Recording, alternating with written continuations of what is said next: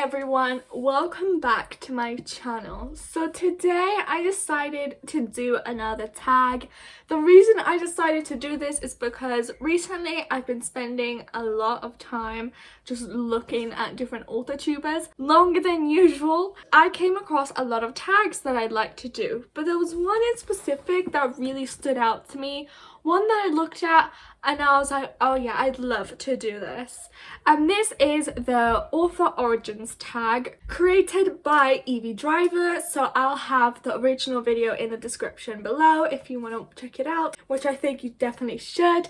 And I'll also have Mandy Lynn's video, her tag, doing it because that's the video I watched that inspired me to do this, so both will be linked down and you should definitely check out both. So this is the author origins tag. First question is backstory. When and why did you start writing? How old were you? In which genres did you begin writing? I started writing when I was around 8 years old for the very first time. Even younger than that maybe, but 8 years old is the youngest I can remember personally. I used to write because I loved stories. Any sort of storytelling, I was obsessed with it. I loved books, I loved movies, I loved TV shows. I loved anything where you could tell a story, and I became so inspired by the different stories I saw that I wanted to write my own. My very first story, I don't know if I mentioned this, was called Emily, and it was just a simple book, just a simple picture book about a girl called Emily, and it was sort of following her journey. And even though I was 8 years old, I think Emily was supposed to be like in her early 30s, just from what I remember me drawing her as. But then I was 8 years old and very bad at drawing, so who knows. But it was mostly just picture books. Picture books with like a plot to it. Only mine was super simplified and more for children's fiction. So that was like my very first. However, when I started to take writing literally, when I started to take it more professionally and seriously, I was 13 years old, 13 or 14 when I started taking it seriously. And the genres I loved to write in were young adult, teen fiction, that kind of thing, and I liked writing contemporary. Only in 2019, 2 years ago when I was like 15, did I decide that I wanted to write genres like dystopian and science fiction. At this time, I started to buy a lot of books in those genres, and I used to read a lot of books in those genres, and I was super inspired by them, and I loved the genre, and I just wanted to write my own book in that genre.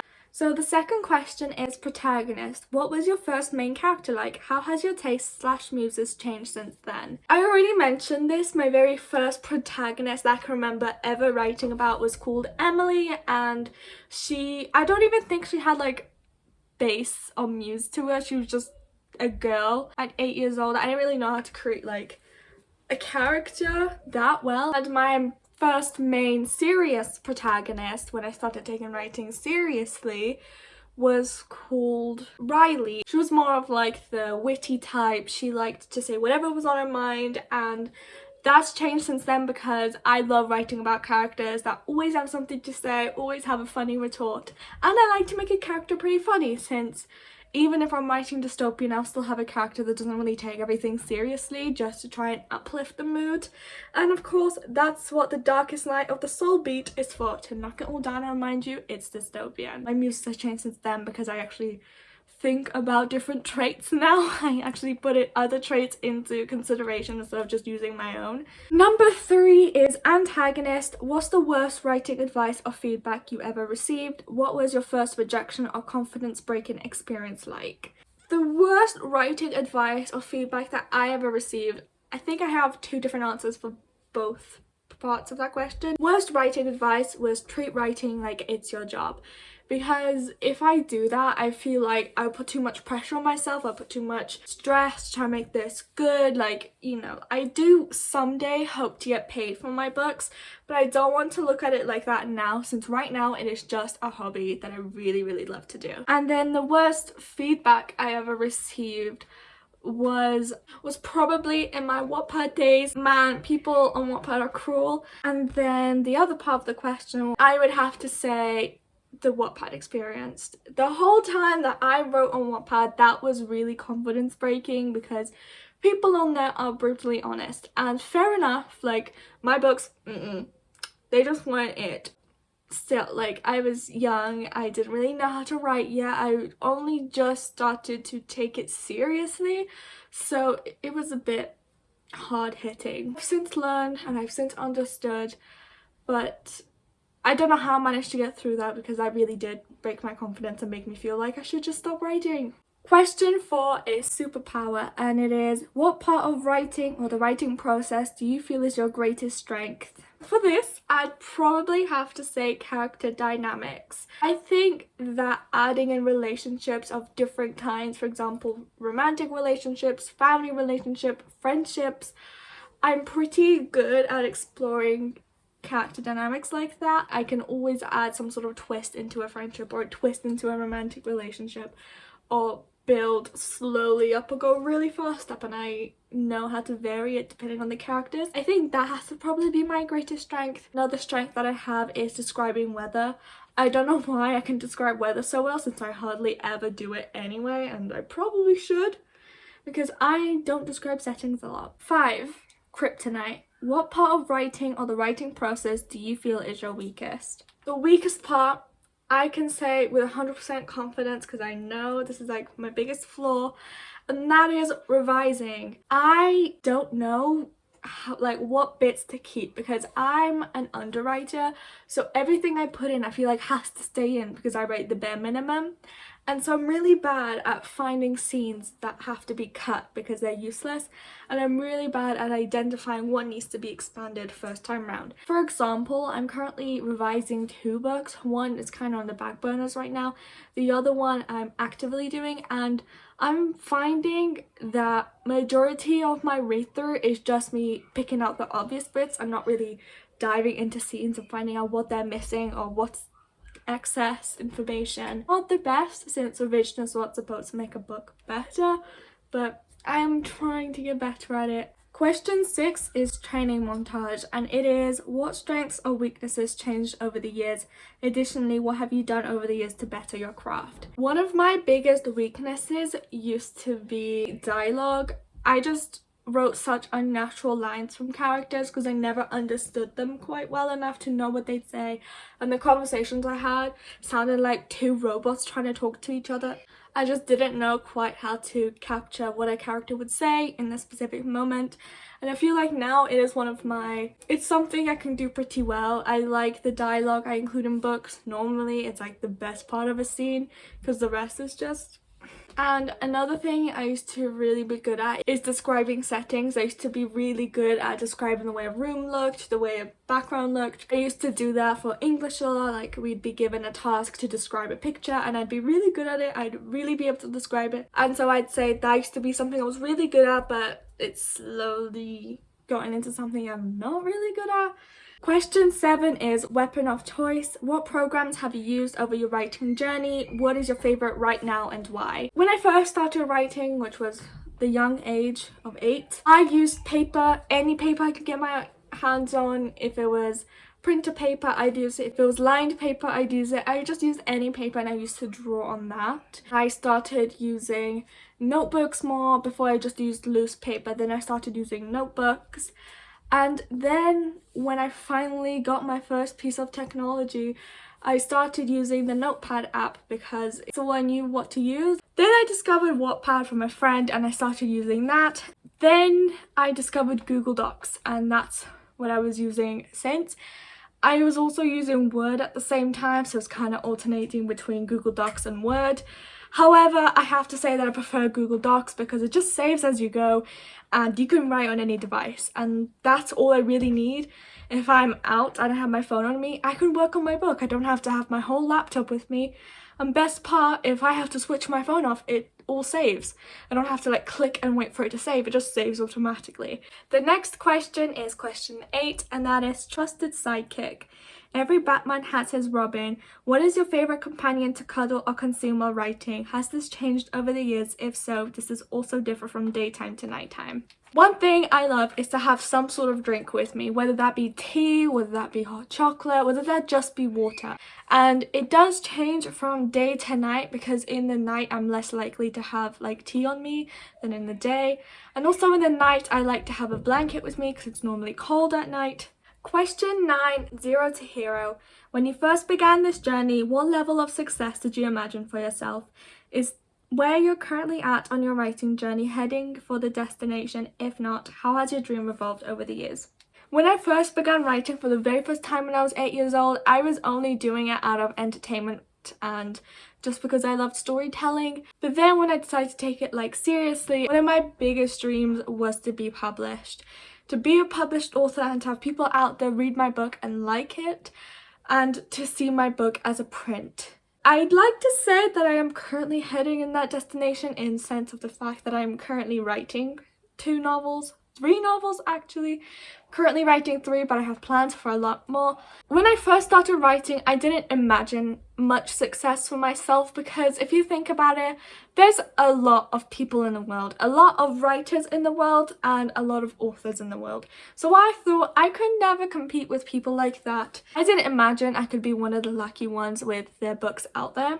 However, that sort of changed now. Now I have much more hope for myself, just because it's one of my biggest dreams, and if you can't hope for your biggest dreams, what can you hope for? Question 10 is remember my name. Fame. What authors helped you realize your interest or passion for writing? What books helped shape your writing style, genre of choice, or tastes? So I can't remember any of the books that I read when I was little that really inspired me to start storytelling.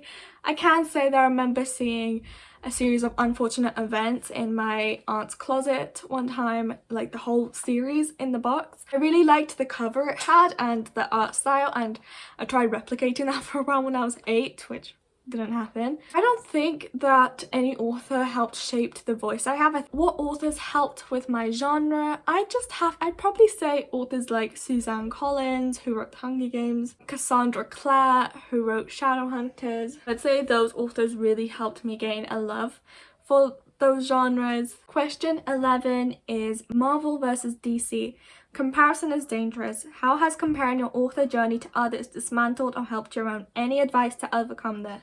Yes, definitely. I see people out there getting book deals and getting published and having their books out there and being successful, and I just think to myself, that could never be me.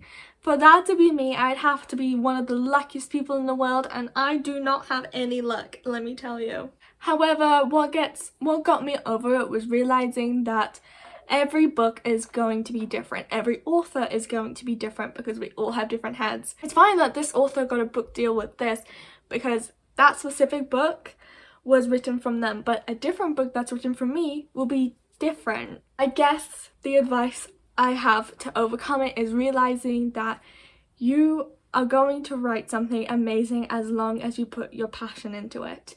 And if you really love writing, then does anything else really matter? Question 12 is the obligatory love interest.